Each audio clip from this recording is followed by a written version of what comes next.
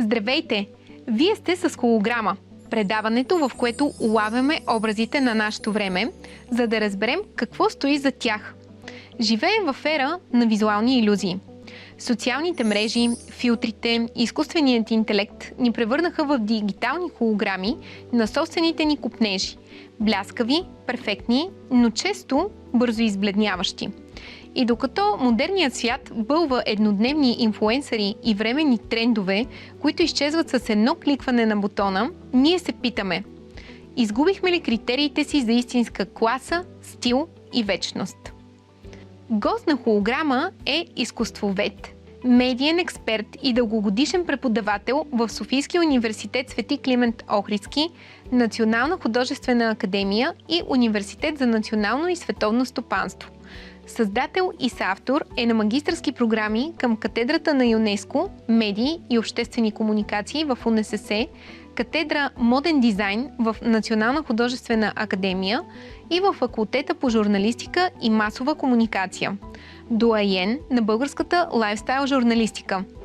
Автор е на над 20 книги, сред които Култура и медии, Публична комуникация и медиаморфози, Стилът на диктаторите Хитлер, Мусолини, Сталин, Световната мода, Фейсбук комуникация, Световни модни икони и други. Основател и председател на Академията за мода. За своя много голям принос към културата и изкуството е носител на много престижни награди, сред които се откроява орден Свети Кирил и Методий, Угърлие. В студиото на Холограма посрещаме професор Любомир Стойков. Професоре, здравейте! Много се радвам, че именно вие сте мой гост тази вечер. Здравейте! За мен също е удоволствие. Ще поговорим, разбира се, по теми за стила, вашата експертна сфера, и ще се опитаме да развенчаем някои митове, свързани именно с това ваше поприще. Основният акцент в днешната ни среща са личностите с най-голямо влияние в обществото, културата и медиите. Но преди това ще задам някои важни въпроси, свързани с зоната на най-голяма компетентност на вас, професор Любомир Стойков, като експерт по имидж и политическа комуникация. Кажете ни, кое е основното в конструирането на публичен образ, традиционен и дигитален? Когато става дума за публичен образ, трябва да се има предвид не само впечатлението, което дадена група, личност или пък партия оставят, не само за тази представа, която те формират за себе си, но цялостно въздействието и начин, по който те се възприемат от обществото, от хората, от избирателите. И затова, когато търсим, разбира се, съвсем накратко технологията и основните параметри в конструирането на публичния образ, трябва да имаме предвид, че медиите дават огромни възможности, наистина могат да направят някого известен за 10 дни или пък за един месец или за месец и половина, но това така или иначе е един медиен балон. За да бъде този образ устойчив, достоверен и заедно с това много ефективен, много въздействащ, той трябва да бъде опрян, казано образно, да се опре на фундамента на реалните качества на тази личност. Говоря за професионализъм, за етични и нравствени ценности, също така и за постигнати резултати. В случая става дума най-вече за резултати от социално естество. Що се отнася до дигиталния имидж, там пак нещата са близки до начина на конструиране и технологията на традиционния имидж, разбира се, с тази оговорка, че тук вече става дума за мрежово съдържание. Става дума за съдържание в социалните медии, в социалните мрежи, като започнем с видеа, текстове, снимки, апели, послания, различни техники за въздействие, но там, независимо от тази много висока технология, пак е необходимо да има реализъм в изграждане на този образ. Тоест да става дума именно за това, какво реално този човек или пък тази партия, или пък тази общност са направили, с какво те са допринесли за обществото, за хората, за тяхното благосъстояние, за техният просперитет. Все по-често най-големите анализатори, интерпретатори на политически имидж отбелязват, че постепенно тъкмо този имидж измества реалните характеристики, реалните качества на хората. И затова трябва да бъдем много внимателни срещу рисковете от дезинформация, манипулация, фейкове в публичното пространство. При всички случаи изграждането на добрия имидж е свързано, и тук мога да го кажа съвсем откровенно, с градежа на репутацията, защото имиджът е най-вече медиен, репутацията е свързана с личността през целия живот. А за да имаме добра репутация, реноме и име, ние трябва да живеем честно, достойно, да бъдем изключителни професионалисти и да мислим социално за благото на хората. Бих казала, има доста психология и тук, по това, което споделяте в момента с нас, и действително би трябвало лидерите да бъдат прецизни. Така в България може би се допускат грешки в тази посока. По-късно ще поговорим и по тази тема с вас.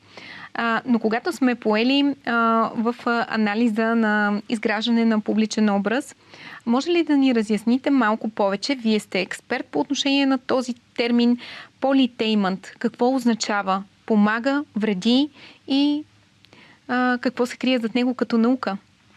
Политеймънт е един постмодерен, бих казал дори неопостмодерен феномен в политическата комуникация и политическия имидж и всъщност представлява, казвам съвсем опростено, комбинирането, смесването на политиката, развлечението и това, което аз в моите трудове съм добавил, и лайфстайла.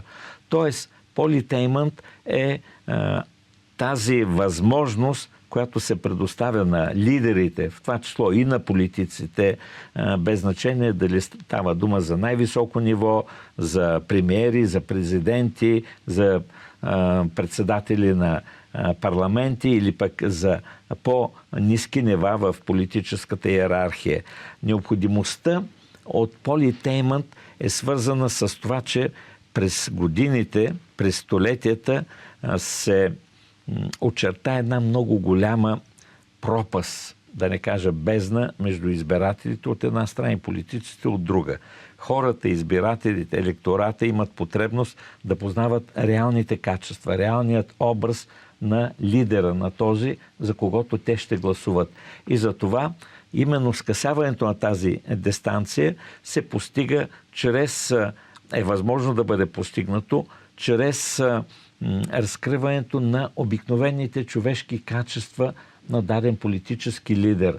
Не той да бъде позициониран винаги като някакъв строг месия или пък проповедник, който говори от амвона и казва истината и само истината, а като един нормален човек от кръв и плът. Какво е неговото семейство, какви са неговите интереси.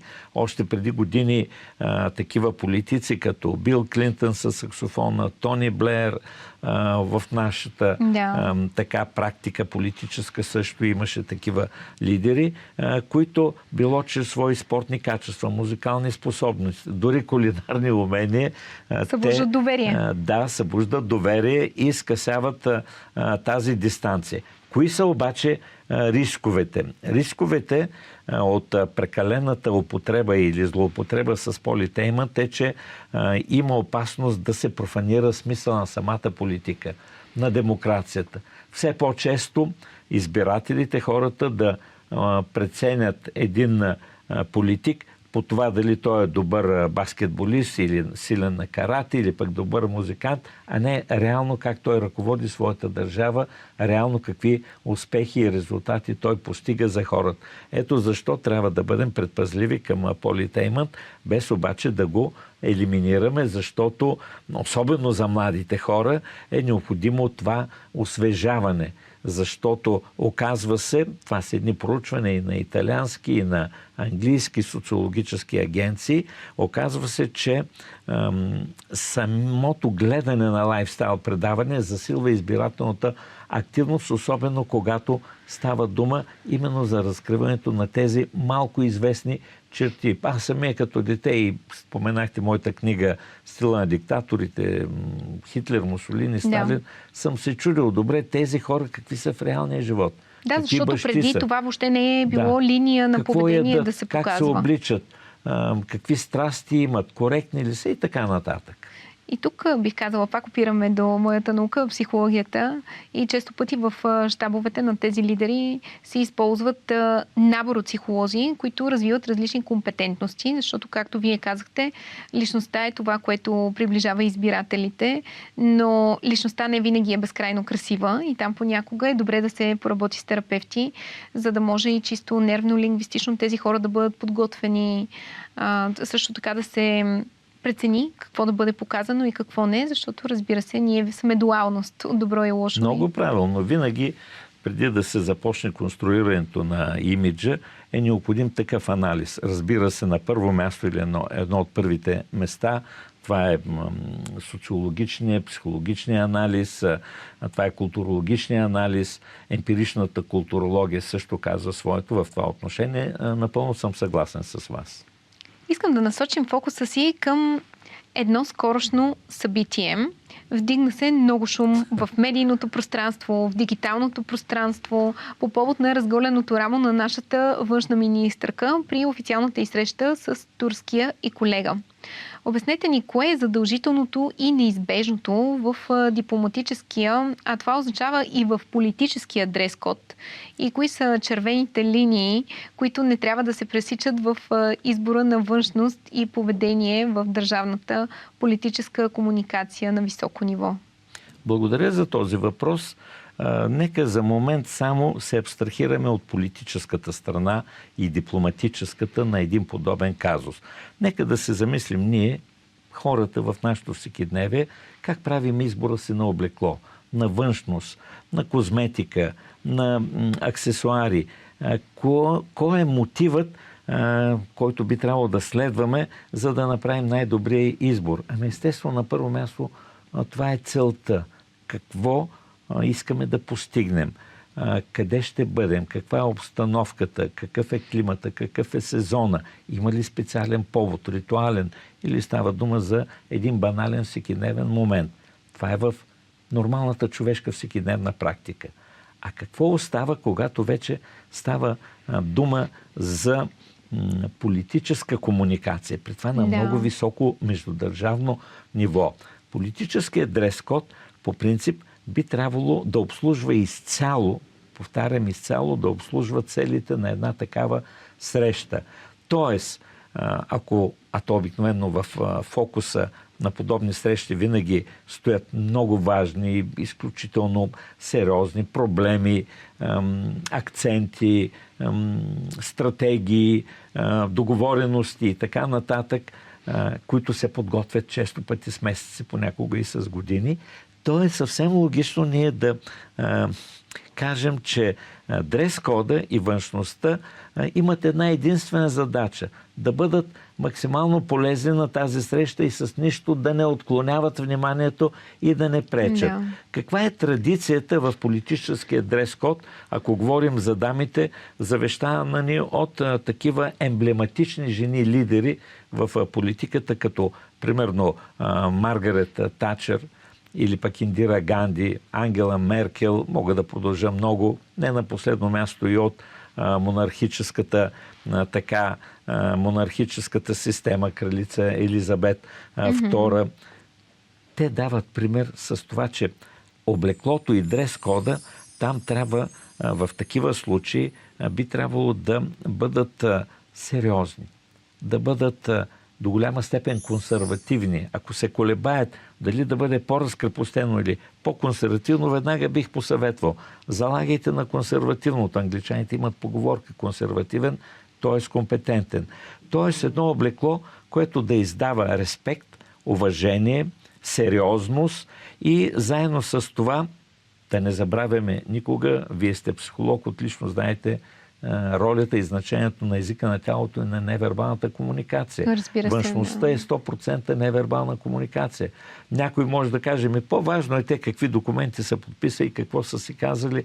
Да, но езика на тялото и невербалната комуникация участват много активно в политическата комуникация и те дори да нямат определящо значение, обикновено имат решаващо значение за крайния резултат. Дори ако искате този резултат да е свързан с имиджа и репутацията не само на министъра, не само на президента, но на нацията. И ако хората негодуват и се ядосват заради това, че един или друг лидер е допринесъл, казвам в кавички, за репутацията и по-скоро за срива, за уронване на престижа на този имидж и тази репутация на държавата или пък на отделната общност, то те наистина имат това основание. И затова е измислен протокола, затова съществува този етикет. Възможно, ако ме попитате, би ли могъл да бъде нарушен този протокол? Да, има много такива случаи, но това обикновено го правят личности, които са от голям калибър, голяма класа и така беше преди години въведен този похват срещи без вратовръзки, където с по-неформално облекло се целеше сближаване и напредък в преговорите прямо между Съединените щати и Русия. Ако говорим в конкретика, имало ли е случаи, в които България да се е стигнало до уронване на имиджа, защото станахме свидетели във времето и на други модни гафове, ако мога така да се изкажа. Доколко това наистина е имало негативен ефект според вас? Аз съм коментирал много такива казуси, в това число и за неподходящо облекло, когато възниква въпроса дали съответният български представител трябва да бъде облечен в европейски костюм или пък да облича местната етно дреха в държавата, в която той пребивава, или пък нещо друго. Ще кажа, че по принцип в това отношение имаме много примери, като започнем от зората на промените на демокрацията. У нас години на прехода. Да, има случаи, когато президенти са падали от стълбичката на самолета или не са били подстригани или нещо друго. Не е нужно в момента да навлизам в тези детайли, но кое ме радва и кое би трябвало да не радва нас, журналистите и медиите?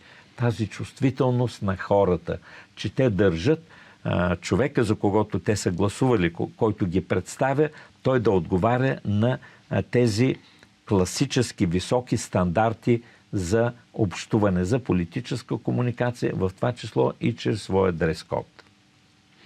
Професор Стойков, името на нашето предаване е холограма. Триизмерна проекция, направена от светлина, която изчезва в момента, в който изключим тока.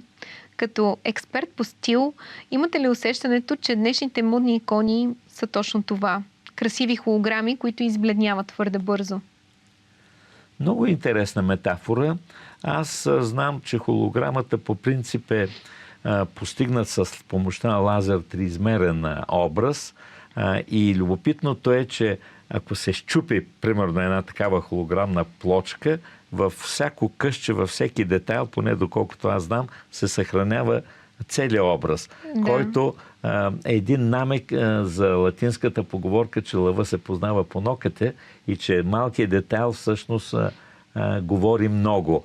Но когато става дума вече за тези модни икони в дигиталната ера, за бързото им създаване, бързото им залязване, аз бих използвал друга дума, ако ми разрешите, разбира се. Това не са модни икони, защото много рядко, поне аз не съм срещал в социалните мрежи това наименование за някой така съмнителен инфлуенсър, меко казано, да бъде наречен модна икона.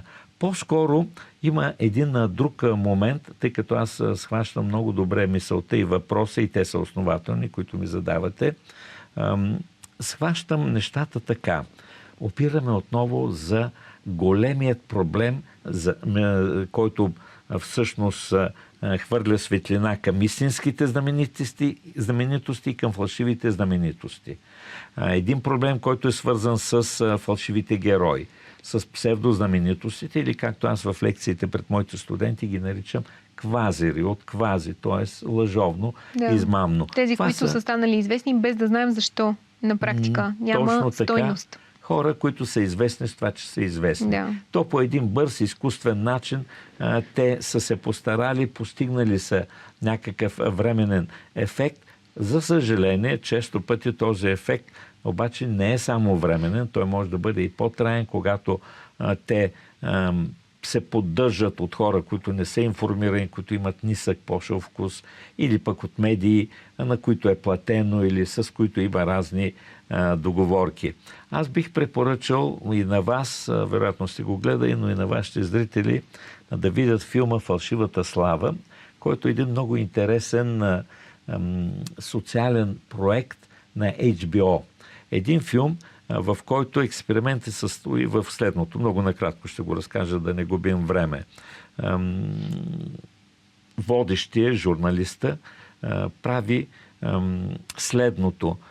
Той се обръща към трима малко известни инфлуенсъри и решава заедно с тях да направят мистификацията, т.е. по изкуствен начин да ги направи популярни. Да. С купуване на последователи, с фалшиви ботове и така нататък, и така нататък. И това мисля, в България много пъти вече е играно. Да. И този филм е една прекрасна дисекция тъкмо на тази илюзорна система. Тъкмо на това обстоятелство, че всъщност интернет, Инстаграм или пък ТикТок, те предлагат едни илюзии. Това е една мания, свързана с фантазии, които в крайна сметка те остават в този облак, но подвеждат страшно много хора и ги откъсват от реалния свят, от реалния живот. Тъкмо тези изкуствено създадени личности, те не могат да бъдат икони, защото една икона, без значение дали говорим за спортна икона, дали говорим за политическа икона или пък модна икона, тя е икона и тук е абсолютно основателна една подобна екстраполация, защото притежава необикновени качества, освен че е известна, харизматична, но тя е с така надарена с изключителен талант, професионализъм. Тя, подобно на морския фар, осветява и показва наистина пътя, който трябва да бъде следван. Така че нека да направим това разграничение между псевдознаменитостите, между квазерите, с каквито е пълно в мрежовото пространство, и същинските модни икони. Радвам се, че го правим за нашите зрители. Да. Дай Боже да остане трайно в съзнанието им, но и това се нуждае от едно по-високо ниво на съзнание, но колкото повече и активно говорим по темата, вярвам, ще настъпят качествени изменения. Но сега искам да поговорим за едно ваше събитие, което се проведе съвсем скоро, на 1 юли, към Академията за мода "Вечери на стила", посветени на една модна вечна икона Мерилин Монро. Тя може би е първата истинска холограма на поп-културата, образ създаден от Холивуд, който напълно засенчи реалната Норма Джин. Къде според вас се крие трагедията и къде е триумфът на това да се превърнеш от човек до безсмъртен визуален мит? Мерилин Монро е феномен. Мерилин Монро е революционер. Мерилин Монро е реформатор. Разбира се, нейният имидж на секс символ, на една изключително въздействаща страстна блондинка, той не е само нейно дело. Въпреки че фотографа Ричард Аведон твърди, че Мерилин до голяма степен сама изгражда този образ, но разбира се, тук имат участие режисьорите, имат участие костюмографите, като Уилям Травила, например, един от любимият ти костюмограф. Има много голямо значение холивудската система за създаване на звезди. 20th Century Fox, например, те са инвестирали немалко средства, за да я променят изцяло. Защото да, аз съм чела интересни неща по тази тема и за пластични корекции при нея. Знаят, да, че тя физически е била доста несъвършена по отношение на носа, на хлътната брадичка, неравните зъби, неголемите гърди, неестествено руса и така нататък и така нататък. Но това, което Мерилин Монро и затова Академията за мода реши да посвети своята вечер на стила на нейната 100-годишната от нейното рождение, е, че тя остави изключително дълбока диря в визуалната култура, в стила, модния дизайн, разбира се, и поп-културата, защото тя наистина е и киноикона, и модна икона, но и икона на поп-културата. Тя е реформатор. Благодарение на нея се постигна много по-голяма свобода и разкрепостеност по отношение не само на нравите, но и на публичното поведение, което се нуждаеше от една по-здравословна доза фриволност, каквато Мерилин Монро притежаваше в изобилие. Ето защо Академията за мода посвети една такава вечер от своя социално-културен проект на тема "Страстта на лятото", и там в памет на Мерилин Монро едни от най-добрите български дизайнери показаха свои произведения, вдъхновени тъкмо от нейната личност, от нейният имидж, от нейните роли, дори ако искате, от такива филми като "Джентълмените предпочитат блондинки", "Ниагара", някои го предпочитат горещо, "Непригодните", много са филмите, или 7 години мъка. Но тук бих споменал, че се включиха носители на златна игла и златна ножица. Да, това щях да попитам. Какво всъщност видяха вашите гости там? Кои творци се представиха и какво представиха?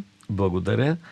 Включиха се такива наши топ дизайнери, като Стоян Радичев, като Аксел Харди. Участваха също така и много талантливи дизайнери, сред които мога да спомена Нели Радева, Велизара Георгиева, Иванина Ким. Те показаха облекла. Ето Нели Радева, например, показа един стил, който избягва показността, но в същото време е много въздейства със своята женственост.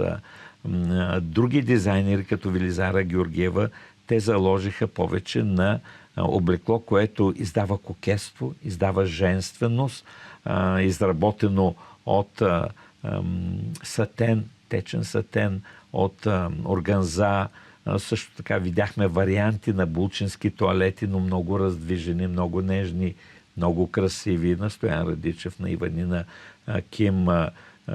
Не трябва да забравяме също и Аксел Харди, която пък представи тоалет, който е свързан с авангардния дух на самата Мерилин Монро.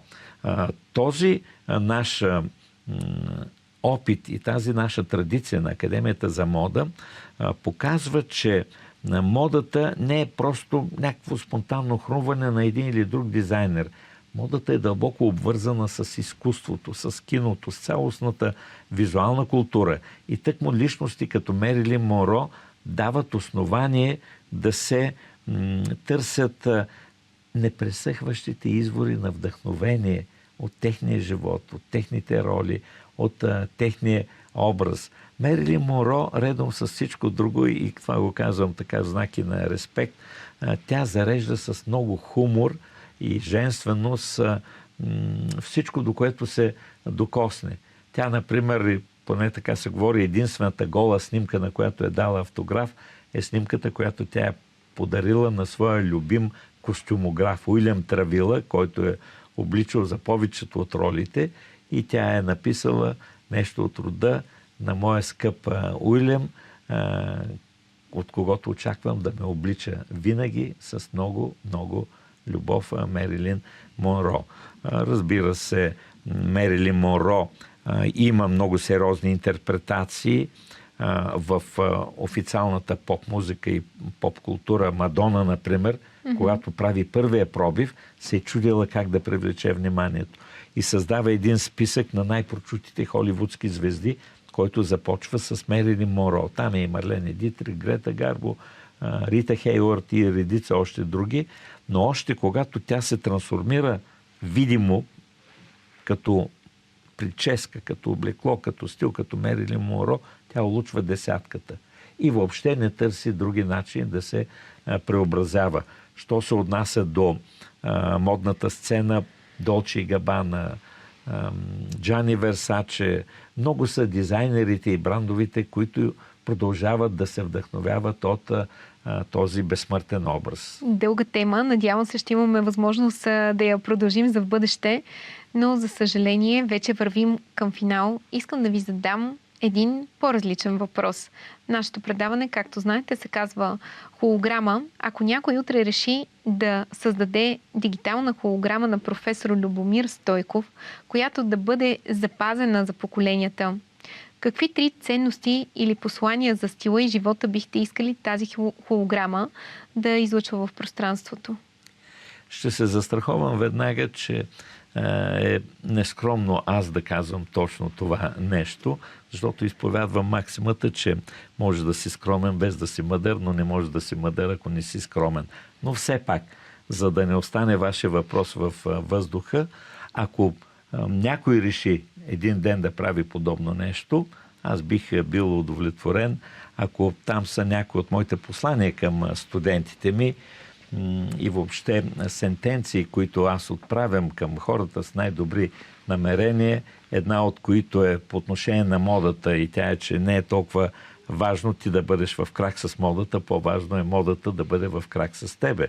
Другата е към моите колеги, професори, че не само студентите трябва да се учат от своите професори, но и професорите трябва да се учат от своите студенти. И разбира се, може би там би трябвало да намери някакво място моя девиз от десетилетие, който гласи: симпатията е взаимна. Много ви благодаря за този разговор, професор Любомир Стойков. Надявам се, че съвсем скоро ще се видим отново и ще продължим, защото загатнахме доста теми, но в дълбочина има още какво да се каже по тях.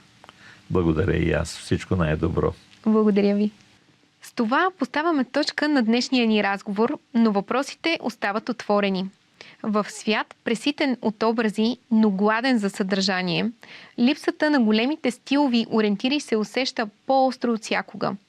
Заедно с професор Любомир Стойков се опитахме да погледнем отвъд суетата и да си припомним кои са истинските модни икони. Вярвам, че този разговор ви е дал нов компас за естетика и смисъл в едно твърде шумно ежедневие.